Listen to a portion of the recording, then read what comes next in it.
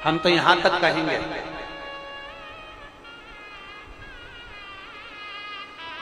यहां तक कहेंगे, यदि इन नेत्रों की रोशनी भी अगर कम हो रही है ना, आप चश्मा लगाओ, डॉक्टर को दिखाओ, दवाइयां लो, जांचें कराओ, डॉक्टर बोले ऑपरेशन का ऑपरेशन कराओ, क्योंकि हमने पहले भी कहा कि डॉक्टर शंकर का एक रूप होता है। हमने पहले भी कहा कि डॉक्टर शिव का एक रूप होता है। आप जांच कराइए, आप डॉक्टर को दिखाइए।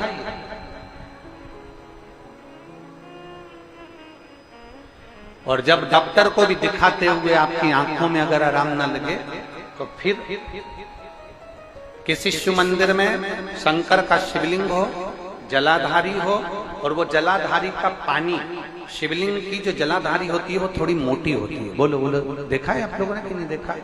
जिसपे ये शिवलिंग रखा रहता है, ये शिवलिंग जिस पे रखा है वो मोटा होता है कि ना?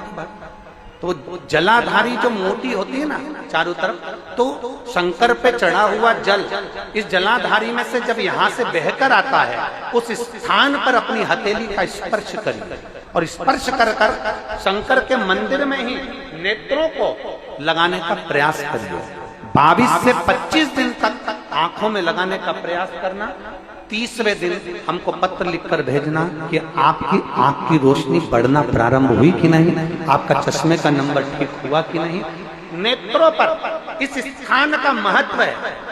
ये गणेश और कार्तिकेय का स्थान, बीच में अशोक सुंदरी का स्थान, शिवलिंग, शंकर के ऊपर जो जल गिरता है, शंकर जी की 5 लड़कियां, जया, विषहरा, सामरीबारी, दौतली, देव, जिस पर शिवलिंग रखा है ये पार्वती जी का हस्त कमल।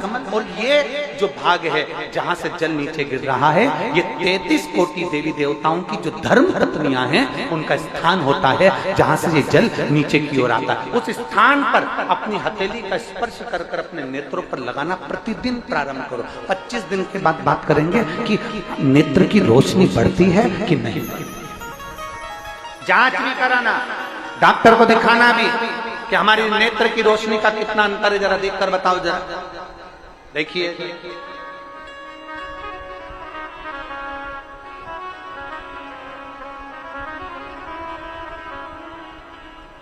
और मेरे भोले तेरा सहारा है, मेरे भोले तेरा सहारा है, मेरी नैया का तो किनारा है, मेरी नैया का तो किनारा। इन नेत्रों पर लगाने का प्रयास। ब्रह्मचित्त शिव भक्त, शंकर का वो वरदानी भक्त, शनि महाराज ने अपनी दृष्टि दे दी, तकलीफ आई, दुख प्रारंभ हुआ, कष्ट आना प्रारंभ हुआ। शनि जब अपनी दृष्टि देता है कष्ट आता है, और ऐसा कोई व्यक्ति नहीं जिसपे शनि की दृष्टि नहीं पड़ेगी।